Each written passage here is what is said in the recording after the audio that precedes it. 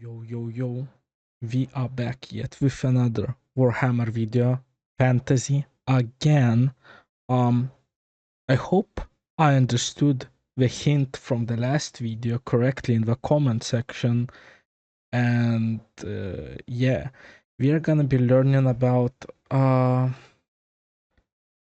Thanquol. Guys, I'm sorry if I pronounce it wrong, but it's a rat.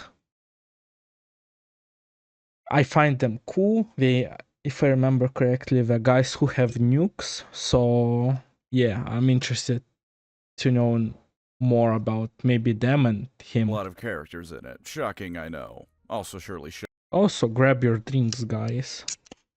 shocking to you is that people tend to like some of these characters quite a bit. I myself, of course, am partial to the Prince and Emperor of Reichland, Karl Franz, but there's plenty of other characters that have cults of personalities around them as well. Just ask someone who's read the Night Lord's Omnibus. They'll scream at you about Talos for so long you'll think you've ended up in Whiterun by mistake. Everyone will argue to you about why X character they like is actually the greatest fella to ever exist in Warhammer. It's just how it is. Even Iron Hands fans can somehow argue for hours about how Ferrus Manus is interesting. It doesn't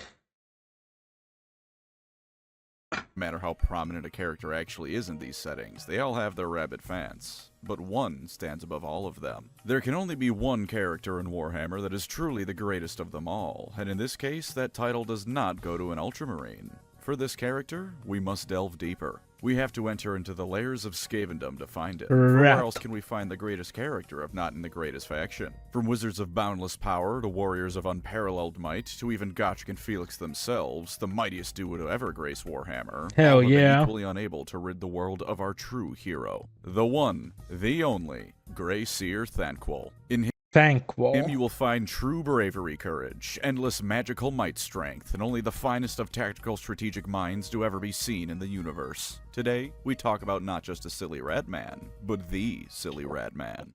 But before we begin, allow me to take an educated guess. You either have or currently are using my videos to fall asleep. It's no worries, I do You got that me. with YouTube too. And if you'd like some phenomenal sleep aids, you could do no better than Manta Sleep, the sponsor of this video. Manta Sleep makes not just sleep masks, but the finest of sleep masks to ever grace this planet. When you pop one of these bad boys on, you're in for a world of comfort and easy sleep, and I can vouch for it personally. I have a few of their sleep masks, and as of late, Oh, that's how Pancreas. So I've been using damn. the weighted sleep mask. It's a nice Oh, the mask does so comfortable. bit of pressure that helps me relax and fall asleep. The premium feel means that even though it's weighted, it's not at all an uncomfortable sensation, and I can adjust it as I need. For those of you like myself whose head more closely resembles a bowling ball than what most people have for a skull, this is a huge plus. But that's by no means the only thing they have. The Silk Sleep Mask is one of the softest things ever. There's two variations of the Sound Mask if you like to listen to something as you fall asleep. You can listen with a mask. Whatever your preference for sleep masks might be, Manta Sleep has one to suit your needs. If you'd like to get one of these bad boys, I've got just the thing for you. Using my link in the description and pinned comment and code Pancreas, you can get yourself 10% off your Manta Sleep order. Just click the link below and use code Pancreas for 10% off your order. Whether you're just taking a quick nap or turning in for the night, Manta Sleep can make the experience all the better, so grab yourself one of their masks today for a more restful tonight. Now then, time to pay respects not only to Thanquol, but Bone Ripper and his thousands of identically named brothers. Thanquol's origins aren't completely known, but by virtue of him being a Grey Seer, we can draw from what we know of them to make some reasonably educated guesses. Okay. Whatever clan he once came from, he was born with grey fur and horns growing out of his head, and so from birth he was already destined to become a Grey Seer, becoming an apprentice to an existing Grey Seer named Sleek. Also, not all of them have basically the ones who have horns are basically like cooler, I guess. He was a model apprentice to his liege, just as dutiful, studious, and loyal to Sleekit as any apprentice would be to their own Skaven master. To translate that, he was dutiful in trying to get his fellow apprentices killed and framed for things, studious in all the ways he could potentially get his master killed so he could take his place, and of course, loyal enough that when his master was crushed to death, Thanquol stayed just long enough to watch him die and steal Sleekit's staff and amulet so he could become a Grey Seer instead. Naturally, yes, Thanquol played a part in his master's demise. He's a Grey Seer, of course he was involved in his master's death. His fellow apprentices were all done in on their own though, or at least without Thanquol's direct help. In between his origin and Gotrek and Felix, not too much happens, but at some point in his life he was picked up by Seer Lord Chris. Why is he selling Gotrek and Felix? I thought it's Gotrek and Felix, not Gotrek. Dislik, the head of the Grey Seers and a member of the Council of 13. Thanquol was specifically chosen by the head of all Grey Seers to be his top guy, so you know his life is going to be fun to read about. Now this video is going to be a bit more of me yapping about all things Thanquol has done, because I just like talking about the funny rat more than anything. So how about we get into his first appearance? Yes. At first glance, the title of the book does not bode well for him, I must admit. Skaven Slayer, a Gotrek and Felix book. Thanquol at this point was deemed to have enough importance to the Council of 13 and Kratislik to be given command of the Skaven invasion of the imperial city of Nuln, the head of the Empire's engineering and gun. I like how there's actually a full like map of everything you can look. So artillery is this. Black towers are just like towers? Drill bombs. That's powder cool. Production, Nuln would be a great city to take down in any invasion of the Empire of Man. Thanquol was to lead the charge on this operation, and almost immediately he just couldn't help himself from being himself. Thanquol's initial plan to take over Nuln was, in all honesty, not a bad one. One of the heads of Nuln was, shall we say, not a fan of mutants even by Warhammer standards, but somehow in this insane man's mind, Skaven were okay to work with for a bit. They were outwardly bad, you see, whereas the insidious mutant lurks anywhere and should be dealt with first. This attitude led to him trusting Thanquol, a sentence that doesn't bode well for anyone. Thanquol's plan was to manipulate Fritz von Halstead, the individual in question, to eventually cause a civil war in the Empire by way of getting Karl Franz's brother-in-law killed. Fine plan. So he's like a smart rat also. But unfortunately, Gotrek and Felix tripped over it. At the time, they were working as sewer jacks and patrolling known sewers, not because they were specifically looking for Thanquol, but because those two are in a perpetual state of having no money and needing odd jobs to get by. And eventually, they found Fritz speaking to a Skaven, eventually found out his identity, and tracked him down and killed him. Thanquol's part in this was to fight Felix, watch as Gotrek ripped his pet rat ogre in half with a single blow, and then wisely chose to be anywhere but where those two were at. No But way. the Nuln saga continues, friends. Thanquol, as any good Skaven leader does, had underlings, most of the important ones from the various great clans of the Skaven. Molder, Scryer, all the big hits. These underlings started coming up with plans to take over Nuln, which would be great for anyone else, but for a Skaven leader, that's basically the end of the world. Those underlings will get the credit and alert the Council of 13 that Thanquol doesn't deserve to be in charge anymore. So Thanquol starts mailing Gotrek and Felix letters telling them about every single plan the Skaven are going to be working Okay. towards, because it can't be the Skaven that succeed, it has to be him, Grey Seer Thanquol, to take down Nuln. And it makes sense though. Okay. because it's Gotrek and Felix, all of these plans are dealt with, some a bit less successfully than others, but nothing works well enough for the Skaven to take down Nuln. Clan Pestilence is going to spread some diseases with a super plague. Better send a letter to the dwarf and the manling to go stop them. Clan Scryer is going to steal the steam tank. Tell the dynamic duo to kill every rat involved. The best part of all of this is that Gotrek and Felix take a single look at these letters and go, a rat wrote this. This was clearly a Skaven that handed that to you. But they just shrug and listen anyways, because keep doing what he says. Eventually he starts cluing in on the fact that these two are perhaps going to cause him some trouble down the line, and sends Clan Eshin assassins to kill him. Doesn't work. The Skaven Slayer stories are in the first omnibus, and there's 6 of those things. Of course it doesn't work. After this, there's an event where all of Nuln's nobility are together at a ball. The perfect time to strike. Nuln is invaded by the Skaven, everything is in chaos, and then Thanquol still cocks it up by not realizing he's in a Gotrek and Felix book. He also decided to ass blast his Seems like for now his only weakness is Gotrek and chief Felix. assassin, Or maybe not his weakness, but also his like livelihood source, because they also help him in a way. underling to Kingdom Come. Why did he do this? It wasn't much a fan of him, basically. Invasion foiled because Gotrek and Felix rallied the people and then kicked him out. Thanquol scurries away to plot another day. Now this was an embarrassing defeat for Thanquol, and it lost him quite a bit of money and power, and he knew if he returned to Skavenblight, the Council of 13 would ask him what the hell went wrong, and then probably kill him. So he gathered what money he had left and instead started investigating a dwarf outpost in the middle of nowhere, correctly figuring out that they were surely up to something over there. He did a bit of spying and almost shit himself because he saw the blonde man that had caused him so much trouble and knew his angry short redhead buddy wasn't far behind. So he throws his new forces at the outpost in a semi-panic, which fails, although there is very one sad death scene for a dwarf who was stationed as a guard only to be poisoned to death as he alerts everyone the Skaven are here now. Thanquol's army ends up being routed, but not before he learns that the dwarfs had built themselves a war zeppelin. So he has his little ratty Skaven underling, Lurk Snitchtongue, that he's been abusing and having work as a spy, hitch a ride on the damn thing. Since he can see through this poor rat's eyes, he's constantly badgering him on updates on where the Thunder Barge is going. Lurk, who's trying to Skyrim stealth his way around a dwarf Thunder Barge without getting caught, is constantly trying to hide not only his physical presence, but Thanquol's magical communications with him. At one point, Jesus, Thanquol, relax a little bit. Come on, he was dog. forced to hide on the outside of the moving Zeppelin, while a chaos storm was happening outside. The poor dude was basically mutated into becoming a rat ogre because his boss wouldn't let him go home when his shift said he was supposed Wait. They can mutate depending of the environment? to be done. And when Thanquol meets back up with him, it's right before Gotrek and Felix are about to head to the Chaos Waste themselves. Thanquol, who had gathered another army of underlings courtesy of Clan Mulder to replace the last one that died under his command, ambushed where the Thunder Barge was briefly going to stop and resupply, as well as capturing Max Schreiber and Ulrika Magneva, two of Gotrek and Felix's good friends, to put it one way. When the main two fellas showed up alongside Snorri and Malachi, they all started fighting.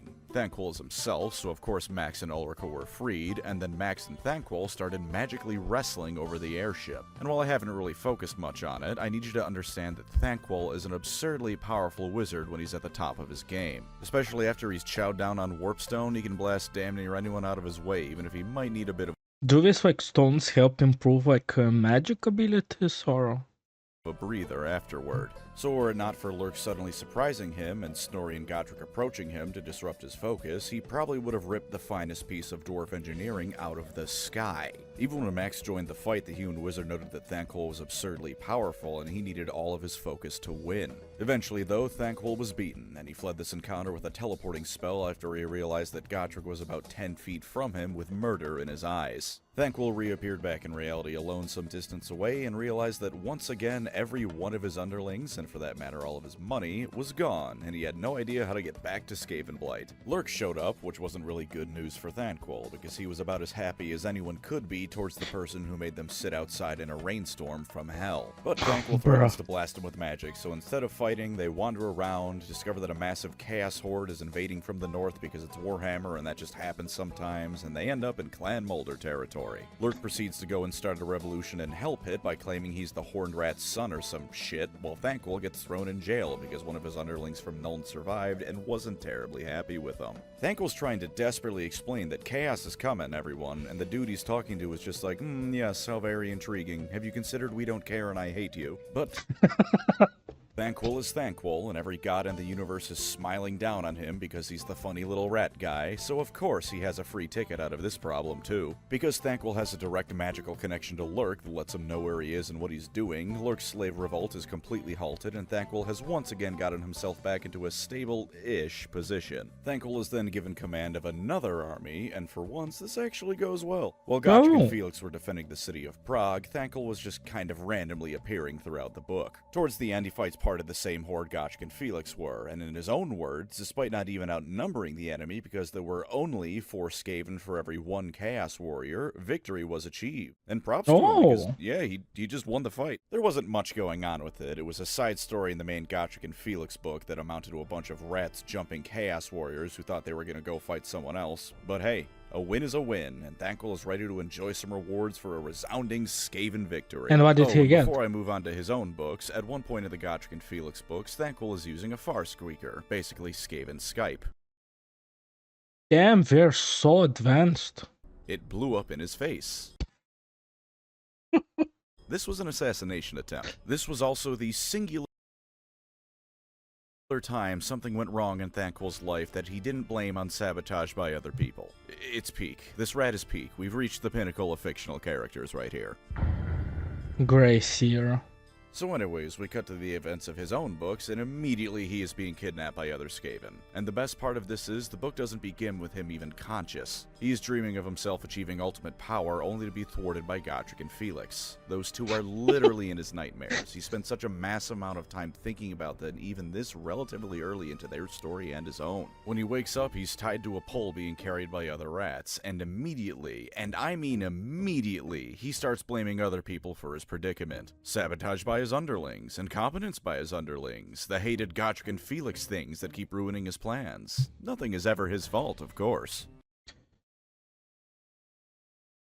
Yes, nothing is his He's taken to the Council of fault. 13, and when he meets with them, instead of congratulating him on defeating a random chaos army, they're like, "Hey buddy, where's the Zeppelin?" Then they drop him in a hole which he fears is the, quote, maze of inescapable death. But thankfully no, he finds out it's just the maze of merciless penance, which in theory you can survive. Also, of course the Skaven have things like that. Why wouldn't they have something called the maze of inescapable death?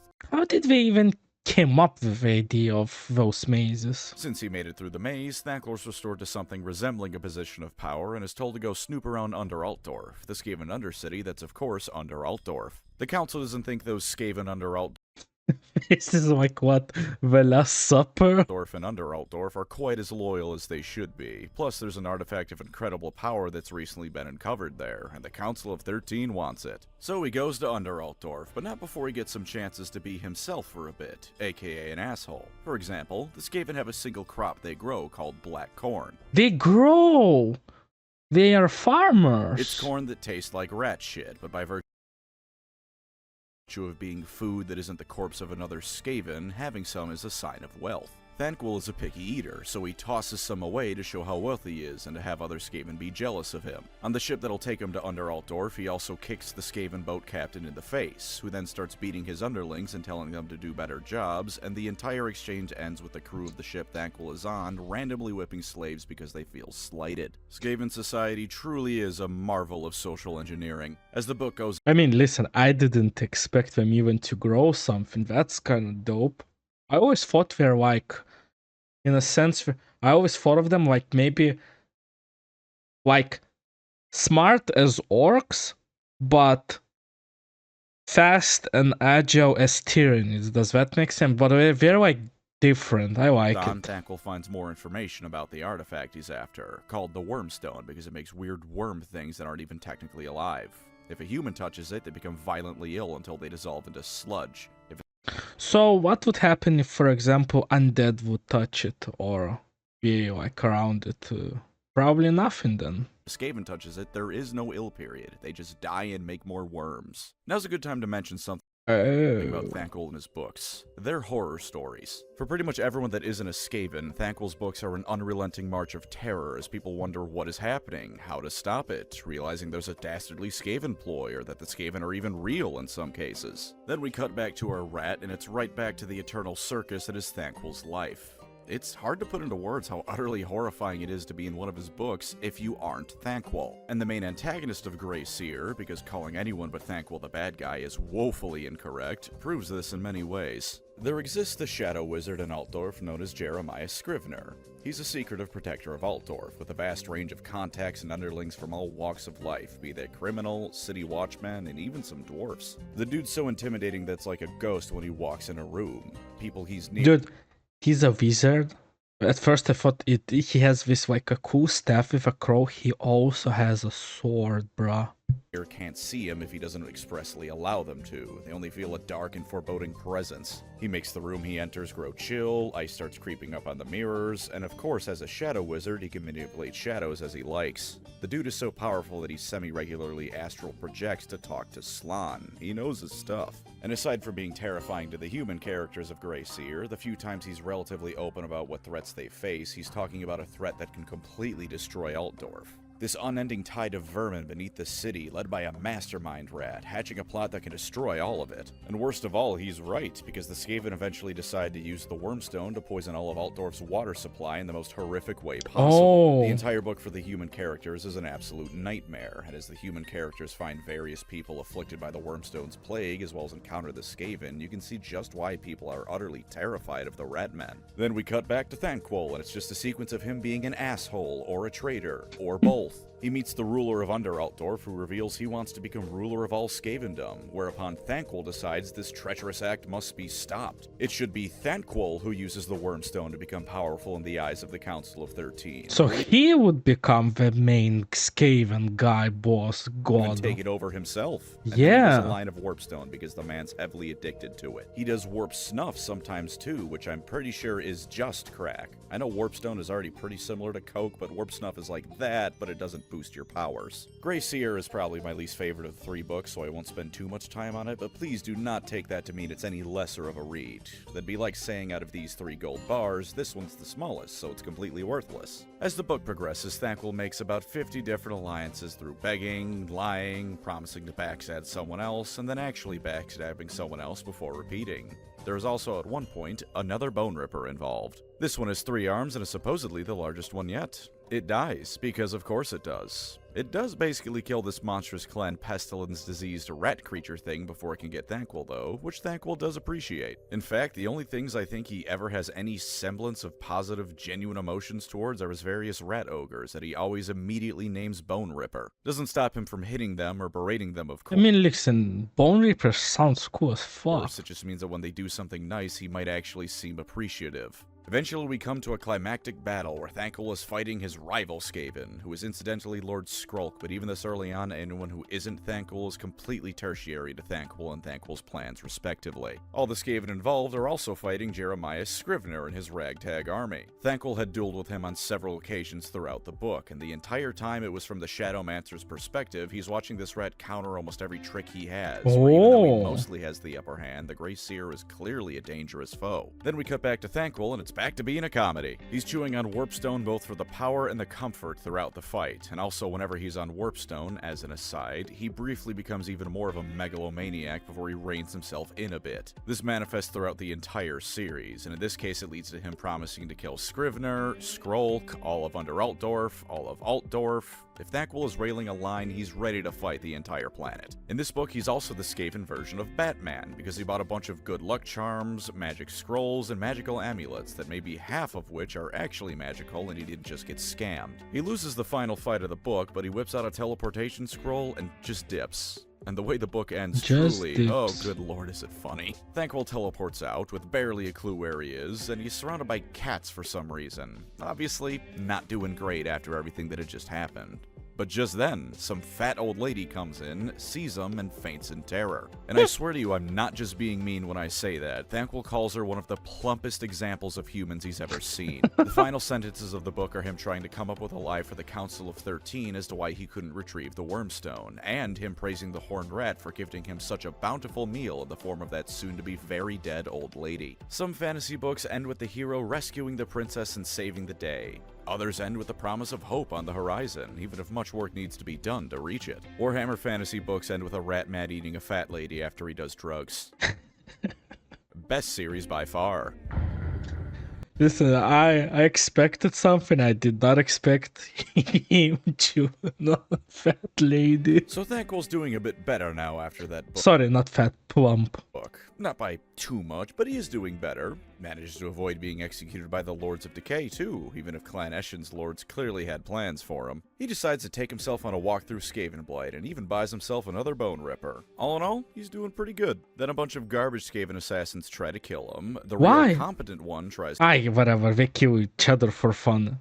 To poison him, and then he tries to get Thanquol killed via Skaven Crowd Crush. It was funny because when he saw the 3 goober assassins walking towards him, he was in utter disbelief. He looked at them and was in complete shock at how bad they were at their job, visibly approaching him wearing what looked like assassin garb and drawing knives. Then the actual assassins started fighting, and he understood what was happening then. Him and Bone Ripper number 4, I think we're on 4 now, drive off these assailants, and Thanquol scuttles away to the room he's renting. Then he gets jumped by Deathmaster Sniksh, who cuts down Bone Ripper in seconds and brings him to Nightlord Sneak, Grandmaster of Clan Eshin. Our absurd rat protagonist should by all reason and logic be dead, but for reasons I simply cannot comprehend, people keep trying to use Thanquol for some reason. His track record is noticeably failure after failure by this point, but if I had to guess, it's both because he makes an easy fall guy. It's the resilience that counts, guys, right? And when you want a wizard on the cheap, threatening Thanquol is a good way to go about that. Thanquol is now involved in a Clan Eshin scheme to assassinate a prophet of Sotek, whose name I'm not even going to pretend to try and say. It's a red-crested skink, it isn't the goober you probably only know for having a bad Total Warhammer campaign, and he resides in a city only relatively recently being re-inhabited by the lizardmen after Clan Pestilence made it all. Yeah, lizardmen. I was like, are this, in my head, I was like, are this the lizardmen?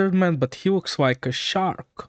Icky. For a brief cut into what the non-Skaven characters will be doing in this book, it is as follows. The human characters, and briefly an elf, are going through hell as they're marooned in Lustria and subjected to all the hells of this continent, fighting both the jungle itself and the lizardmen inside. For Aslan, the entire book was orchestrated by him as he tries to figure out if the cult of Sotek the Skinks have is actually a good thing or not, since the Slan really aren't sure on if Sotek is a good or a bad thing for the Great Plan. All the suffering of everyone involved in this book is the Slan's fault, because for some reason they can't determine if the god of their minions that despises the Skaven is a force for good or not. Anyways, back to the Rat Man. Thanquol is immediately upset to find out he's not the one in charge of the expedition, and Oh, really? They put someone else. Poor you, guy. immediately after learning this, begins devising ways to get the true leaders killed. Naturally, none of these methods he comes up with are how it happens, because Thanquol's an idiot. Once the Skaven themselves arrive in Lustria, they start scouting out how to find the Temple of the Serpent and Sotek's Prophet. Of course, first a few dozen of them are eaten alive by sharks, but that's hardly worth mentioning. Oh no, a Skaven died. Grass is green and I need insulin. What a big reveal. What is worth mentioning is something that was brought up by the human and elf characters during one of the segments. In the southern tip of Lustria is a high elf settlement they briefly plan to escape to. In between them and that settlement lies the Vampire Coast. Now for the humans, because by the time they do anything productive, the elf has been murdered by skinks, this is not an issue. For the Skaven and Thanquol, this is an issue. Why? Because throughout their bumbling in the swamps, they trip over a particular bit of swamp infested with zombies that start eating them. Thanquol switches rapidly back and forth between cowardice and actually fighting before he's jumped by the same first Skaven assassin from earlier. This assassin is actually one of his underlings from Skaven Slayer who wanted revenge for Thanquol getting him and his fellows killed and humiliated. And the thing is, this whole time Thanquol's putting in the work. He basically goes full red rage and brutalizes a bunch of zombies, and he manages to bash the assassin in the face and cause them to be dragged down by the zombies. Hey, so he's actually strong. Thanquol, when he locks in, is apparently an incredibly deadly melee combatant. He also has one of my favorite moments ever. When the assassin jumped him in the swamp, he has a brief moment of contemplation afterwards and goes, "Wait a minute, I know exactly who the assassin is and who's trying to kill me," and then proceeds to blame entirely the wrong Skaven for this. He goes insane in melee again, too. As everyone gets to the Temple of Sotek over the story's course, there's naturally both lizardmen and spawning pools to make more of them. Thanquol eventually captures the human characters to allow him entrance into the temple, because he needs a human to destroy the anti-Skaven wards around it.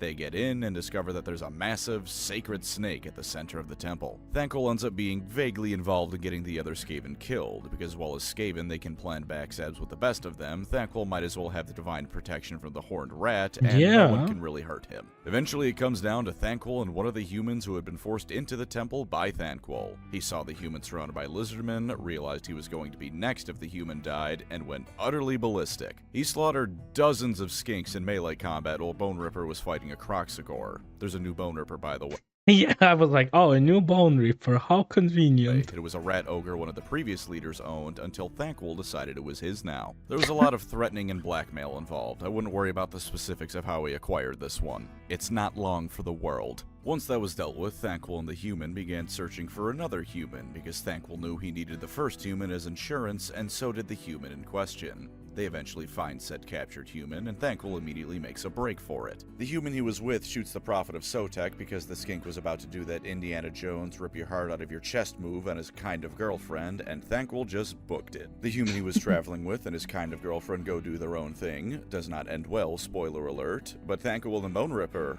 oh, this pair isn't done, because they begin tracking the assassin who had survived the zombie mud pit back to the ship that carried them there. Surprisingly, they track him back to the ship, and not only did the assassin not sail away already, but he was already dead. On the downside, though, he was dead because those zombies from earlier boarded the ship and killed the assassin. Thanquol and Bone Ripper go ham for a bit once again before Thanquol realizes, uh-oh, I'm using warp fire magic, and one of those zombies he cooked had just fallen into the ammunition storage of the ship. So Thanquol dives off the ship onto a raft into the water, and it takes just long enough for him to feel stupid about doing so before the powder storage goes off and the entire ship blows up. Thanquol survives if a bit shaken up, and Bone Ripper actually makes it out as well. Oh, the Bone Reaper who didn't die. The red ogre claws his way onto the raft Thanquol's on. But listen, I think that's impressively fast thinking for Thanquol. The fact that he realized, oh shit, that guy fell into the ammunition part of the ship. We should jump away is smart. To which Thanquol in his mind starts calling Bone Ripper a useless idiot for daring to claw his way to safety near his master. And then, much like the Grinch, Thanquol got an idea. A terrible, awful idea. The raft Thanquol was on had water, but not much food.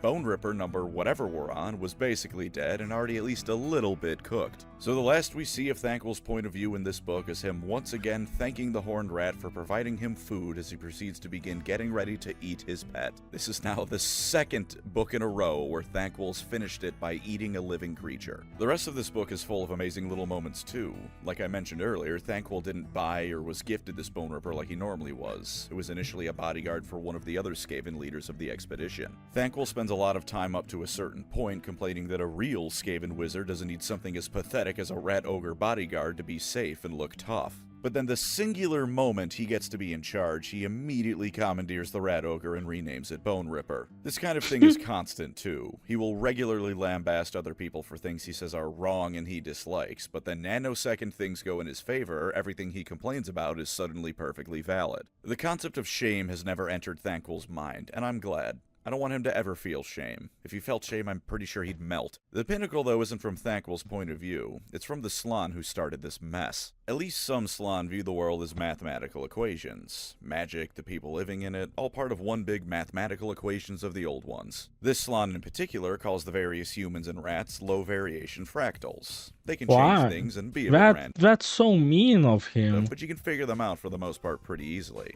Much like the rest of the Slann and lizardmen, he also hates rats. Even more so than demons, they despise the Skaven. And at the end of the book, the Slann has Thanquol completely at his mercy without Thanquol ever knowing. As Thanquol was sailing away, he could have done any number of things to sink and kill him, but he concluded that leaving Thanquol alive would cause more harm to the Skaven than it would bring everyone else benefit to kill him. The Slann seeing the world as math just makes it so much more perfect. It literally did the math, consulted all the formulas, and the end result of the magical calculation was Thanquol equals more dead rats. I don't know if I should feel good about myself or not after reading that, genuinely. Because if you ever want to feel confident, know that you surely aren't as pathetic and harmful to those around you that someone who considers you worse than demons would let you live. But on the other hand, that's one hell of an accomplishment. Imagine Doom Guy leaving a demon alive because it'll kill so many more demons alive than the one dead demon you get by killing it. He wouldn't do it. He would simply murder everything. That's legitimately impressive. That's a level of shit that no one can hope to aspire to.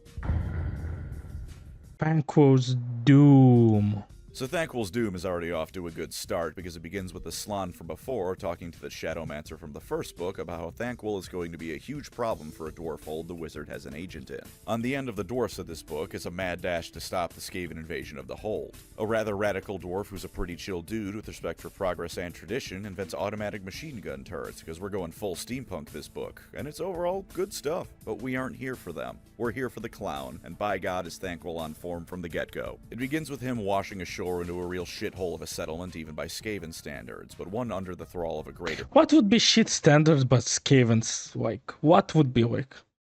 I just imagine a hole with nothing. Clan, so he can't just start evaporating people. He bullies himself into being in charge, kind of. He tries to secure passage out on a boat, kind of succeeds. Then the local Skaven warlord decides it'd be a good idea to jump Thanquol. Now at first, it's portrayed as a bit of a predicament, with a whole lot of rats ready to rob and kill our boy. Then the Skaven warlord makes a crucial mistake, because Thanquol is a PTSD-ridden little goober. The Skaven in charge rubs his thumb along his weapon's edge and draws a little bit of blood.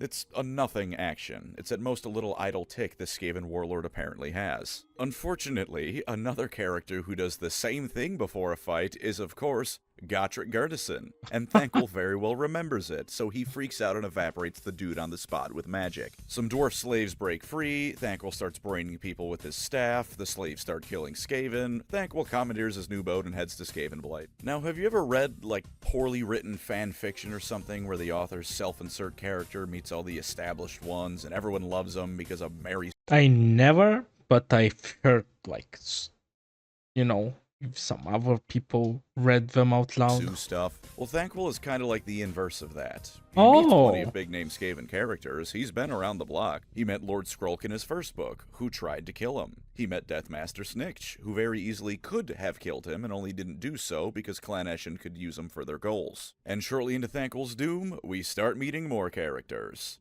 Thanquol has learned by this point from the various attempts on his life, and once he's reacquired himself a bunch of new minions and bodyguards, he starts taking various back alleyways to get to where he's going. I can't fault him for his caution. Legitimately, Thanquol can be dangerously intelligent sometimes. It's like he's the uncanny valley of intelligence. If he were even the least bit smarter, he'd be the single most dangerous being in existence. Archaon wouldn't be the ever-chosen. But we need him to be a little bit silly, you know? It makes everything more fun. To be this rat. But he's missing those last few IQ points to clear the valley, so he slides back down into being the world's biggest idiot. Anyways, the alley plan doesn't work. Snick shows up and kills all his servants and tells him to say nothing about his involvement in killing the prophet of Sotak. And God bless his little rat soul, in this moment Thanquol was just utterly confused. Not even in a how can I spin this to my advantage and get out alive kind of way. He was just genuinely unable to understand why this should be kept a secret. He even says the words almost verbatim, but I did kill the prophet of Sotak, because like I said, we couldn't clear the uncanny idiot valley, so Thanquol really hit Sniksh with, but I did have breakfast today. When Sniksh leaves, Thanquol's bodyguards are all dead, and it turns out his servants actually lived.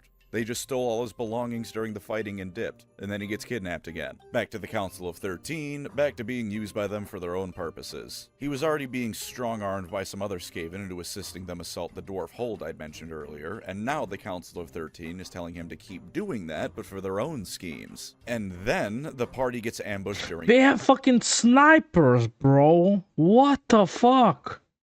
transit to the hold, where Thanquol bravely trips a clan rat over and uses him as a human shield. He decides that won't actually work because the weapons firing at them are blowing cannonball-sized holes in Skaven, so he pushes the other rat forward and then scurries away. Turns out this latest ambush was orchestrated by none other than Claw himself, who showed up with rats wearing power armor. Thanquol does at least get an inverse Caiaphas Cain moment. He scurries back out of hiding, and all the assembled rats, even the scryer ambushers, look at him with awe and a little bit of dread. In his mind, it's because he thinks his legend has grown so much that all who see him bow in subservience. In actuality, it's because the scryer rats thought they lit him on fire and it appeared like he just shrugged off their warp fire throwers. Neither of these things are true, but all of reality conspires to keep Thanquol around, so it's best to just roll with it. Thanquol immediately begins trying to showboat, only to be shut down at every turn. The Skaven earlier had at least given him a, quote, gift bribe in the form of the first Bone Ripper resurrected with the Scryer technology. Oh, the first one is back. Which he naturally once again calls Bone Ripper. Thanquol, after the ambush, tried to pretend he told Bone Ripper to not harm the Scryer rats, only for Claw to laugh and tell him this one has a shutdown valve that prevents it from hurting any members of Clan Scryer.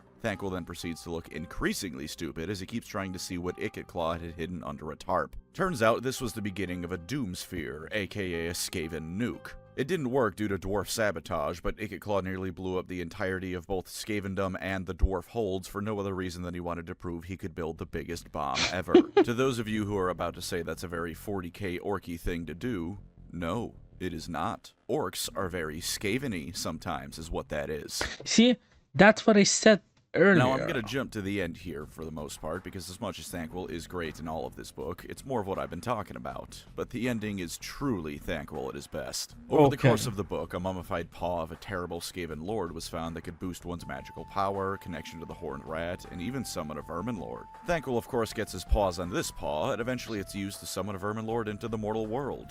Or at least, he wanted to use it to do that. Thanquol, when he first got it, immediately felt something was off with it. Another Grey Seer he'd been forced to travel with used it to try and kill him, and Thanquol noted it made him even more insane than a Grey Seer having a power trip normally is. If Thanquol is noticing you've gone crazy, something is terribly wrong with whatever is doing that to you. So he mostly just stored it in his pocket and used it to make threats. Moving to the end of the book, Thanquol has ended up coming into contact with the Clan Moor's army led by Queek Headtaker, because at this point the Thanquol books are all an excuse to have well-known Skaven characters try to beat the shit out of our boy. Queek tries to kill him, and at one point when Thanquol says that's rat heresy, he tells Thanquol that Queek has given many heads, and so the horned rat won't mind him killing just one Grey Seer, which is both cool and terrifying to Thanquol. As Queek and Clan Moors begin assaulting the dwarf hold of the book one more time, Thanquol realizes he's almost certainly screwed between the dwarfs and Queek actively trying to kill him, so he uses the mummified Skaven paw to bring forth an ancient vermin lord born of the powerful Seer of legend. Except it was a little bit tampered with. It summoned a greater demon alright, but instead of a vermin lord, it summoned motherfucking Scarbrand. Queek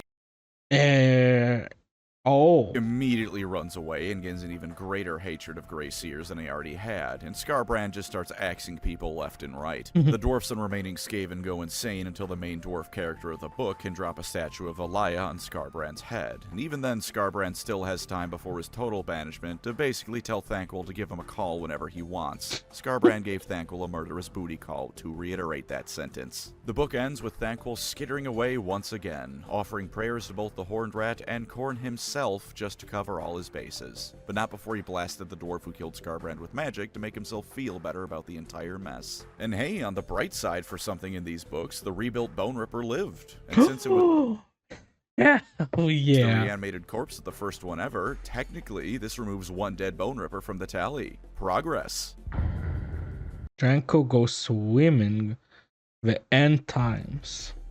Thanquol would go on to do his normal thing from here, of falling almost completely from grace only to somehow claw his way back to being entrusted with entire armies and stashes of wealth. How he does this, no one knows. He's simply too garbage to actually fail, because it loops around into him being unstoppable. In the Gotrek and Felix novel Elf Slayer, Thanquol decided he was done living in fear of the dynamic duo, so he tortured Felix's dad and information as to where he was and then killed him. Then he started sending waves of Skaven assassins after Gotrek and Felix. The latter thing was unsuccessful, as you could no doubt guess, but the former resulted in Felix eventually taking on almost dwarf levels of vengeance seeking against our rat boy. Thanquol hatched another plan, however. Learning that the duo was mucking about in the swamps of Marienburg, he managed to have them captured and brought aboard a Skaven submarine. Okay, he captured them and not killed them immediately. Don't ask about that. The Skaven has submarines, I guess. They also Dude, I knew like we have like nukes and stuff, and apparently they have snipers. I did not genuinely I did not expect the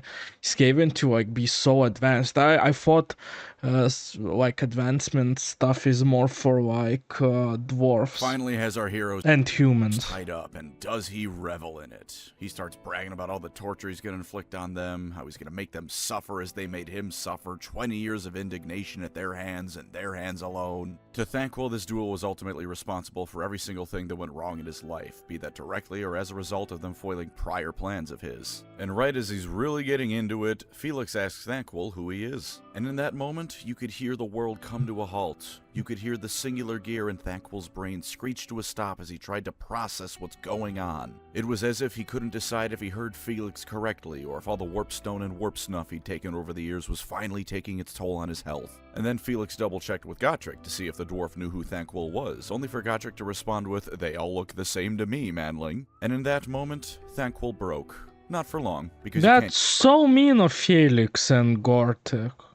So mean to say. Keep him down. But he simply did not know how to process the fact that his most hated enemies, who to him were constantly foiling his schemes to spite him, had no idea who he was, and every time they did so, it was basically just a random encounter. The rest of him in that book is him zoning in on trying to capture the artifact Gotrek, Felix, and the other characters of the book were searching for, which not only fails, but the submarine sinks, Gotrek and Felix get away, and Thanquol has to survive the ocean's currents once more. He failed to kill his nemesis because he got greedy, but that was fine. This was just one more setback on Thanquol's inevitable rise to power. He may have lost a hand in the process, but between his magical amulet that regenerates wounds that he just has on him and his own power, even that was just a temporary problem. And out of all the end times lore there is, this goofball was one of the few who came out on top during it. Thanquol was apparently part of the Skaven forces that destroyed Tylea, and shockingly did well enough or took enough credit from others that he was able to reach the height of his wealth and political power. Seer Lord Critislisk, I don't know how to say that man's name. Seer Lord Critislisk, meanwhile, was accused of being a real goober by pretty much every Skaven of any worth. And then the Horned Rat himself showed up in the mortal world and ate the Seer Lord. The Skaven then unify, if only out of fear of also being eaten, and Thanquol for his part gets to finally invade and conquer the city of Nuln as he once did all those years ago. And then finally we were given our proof. Proof that the Divine truly do smile upon Thanquol, if only because they find him incredibly funny. Because as the new replacement Seer Lord, the most influential Skaven there is, the Horned Rat looked at every Grey Seer possible and then found Thanquol. And lo did the Horned Rat look at our man and say, You are my top guy. You are the funny one who will bring my word to the world." And then Thanquol was the new Seer Lord. The Vermin Lord Screech Vermin King gives Thanquol a new and improved Bone Ripper. Thanquol forges the Skaven alliance with Archaon and Chaos, and as the end times reach their zenith, Thanquol alongside his god helps drag Skaven Blight into the warp. He did it. He He became the did it. Skaven of all time. Now, in Age of Sigmar, we didn't have word on Thanquol for a bit. But what we did have, eventually, was word of a mysterious figure of power and influence, a being known only as the Grey Lord who demanded fear and obedience from his underlings. When we first learn of this being, we're told of a character commanding some pretty powerful people, and surely only a figure of true might could command such respect, and shit, it's Thanquol, isn't it? It's gonna be Thanquol. Thanquol nearly destroyed the city of Hammerhall, which is one of the most important cities for the forces of order in Age of Sigmar.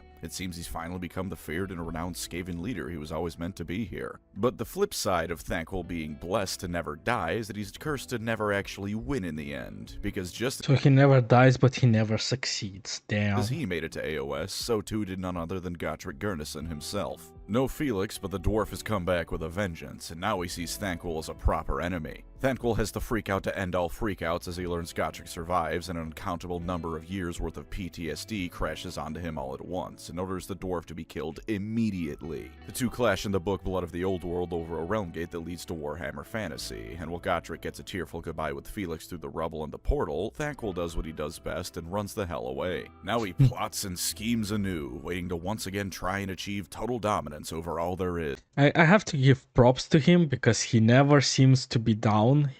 If something doesn't work out, he just like, well, off to a next one. Also, he saved all of Skavenblight from drowning in AOS. He ran away Hey. afterwards, though, not only because he was afraid other Skaven figures would have him killed for his success, not only because his plans killed so many Skaven that even the other rat men thought it was excessive, but also because he might have had a part in Skavenblight being flooded to begin with. And also there were zombies as part of the flood. There goes my hero.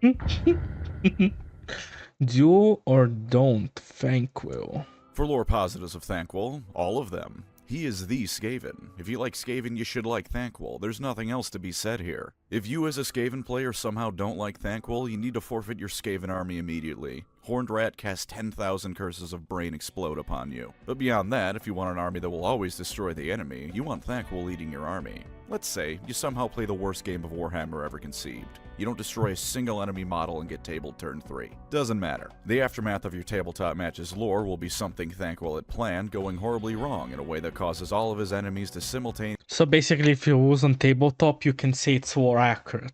go insane and then blow up. Thanquol getting a victory isn't the thing you have to worry about. It's how he loses that's gonna bring low your enemies. Although, of course, a loss for Thanquol isn't truly a loss. That's just one more setback on the road to endless glory. Know in your heart that when Thanquol has been deployed to the field of battle, he can never truly lose. He simply postpones victory a little while longer. Yeah. Even if his model is destroyed, it's fine. It's simply one more Bone Ripper to add to the pile as he scurries away. For rules positives and current AOS 4th edition, Thanquol has 8 inches of movement, 14 health, 5 control, and a 4-up save, as well as a 5-up ward save. Surprisingly tanky, even by non-Skaven standards. He's only a power level 2 wizard, which he no doubt finds incredibly insulting, but he rides forth on Bone Ripper to make up for these flaws. Bone Ripper's able to brutalize enemies quite alright. His warp fire projectors are a nice way to get some ranged damage in on an enemy closing in, fairly reliably. So it's basically also, he's like 2 characters at once. Instead of like Morathi, who has like 2 forms, he's riding atop of Bone and Reaper. being quite reliable at wounding. His fists are a bit less accurate, but wound just as easily and deal 3 damage a pop, while Thanquol hitting you in the face with his magic staff is definitely less reliable, but potentially just as deadly with D3 damage. He's gone berserk in melee throughout his stories, remember, just because he's now old as hell doesn't mean he's any less deadly. As for his special abilities, his staff gives him +1 to casting rolls. Nothing flashy, but always an ability you love to see. He has an inbuilt spell that makes enemies unable to use commands and start beating each other to death to deal damage, and since it's flavored as him causing madness, I choose to believe it's his enemies realizing they're facing the mortal realm's most destructive moron and going insane over that. Once per turn during a combat phase, he can inflict anywhere from a D3 to 2d3 mortal damage on a target he's currently fighting, and at the end of a turn, he gets to heal D3 wounds. That first one lets Bone Ripper smash damn near anything he's in melee with into paste, and the last one is just free healing. There's never a time you won't appreciate free healing. For lore downsides, nah, I ain't doing that today. You get no lore downsides with Thanquol from me. He's perfect. No downside. I love him too much. much. As we've already determined, if he loses, it doesn't count, and if Yeah, you kill him, you only killed Bone Ripper number 40,000. Any further potential downsides you can think of for Thanquol, such as your army being led by a massive coward who regularly gets his own underlings killed, is propaganda slander by the most vile of treacherous minions and rivals, yes.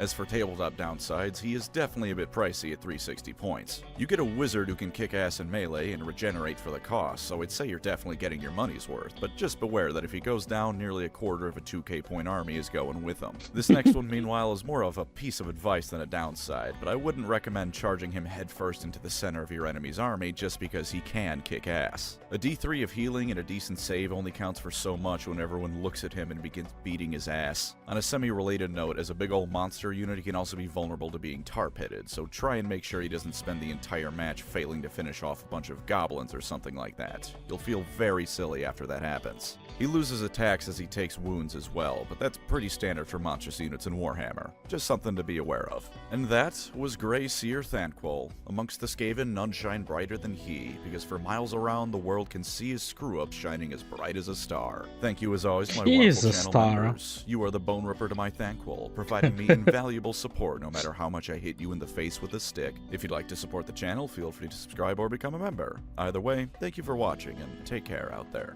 Bye-bye.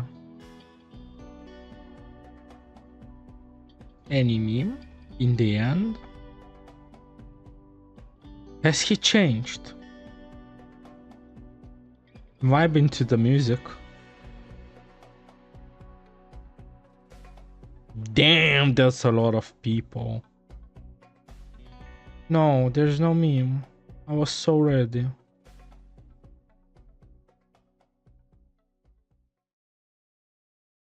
No meme. Bone Ripper, whack smack this guy thing's nutballs.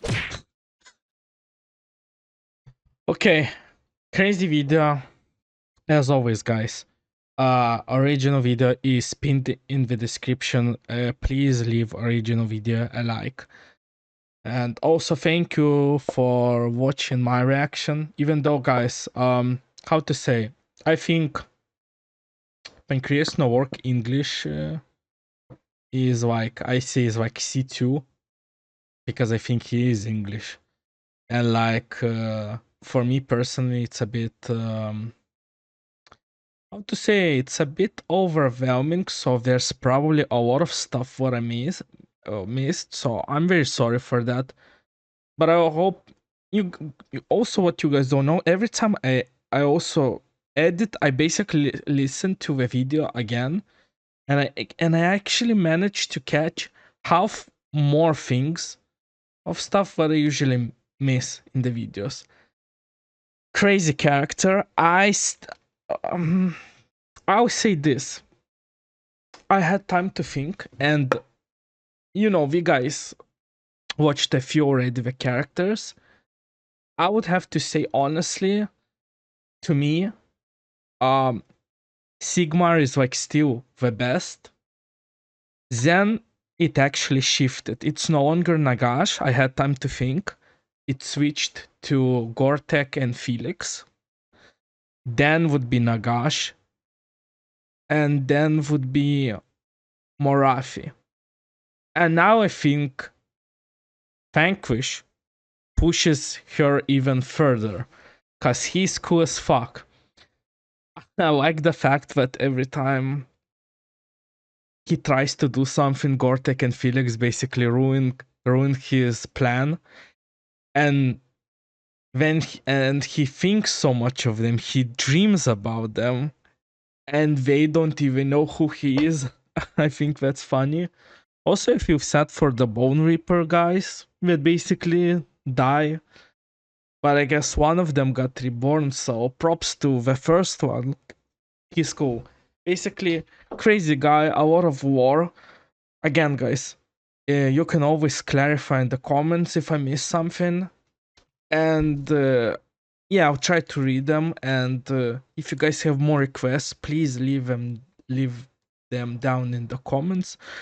I'll for sure be checking them. And ciao, cacao.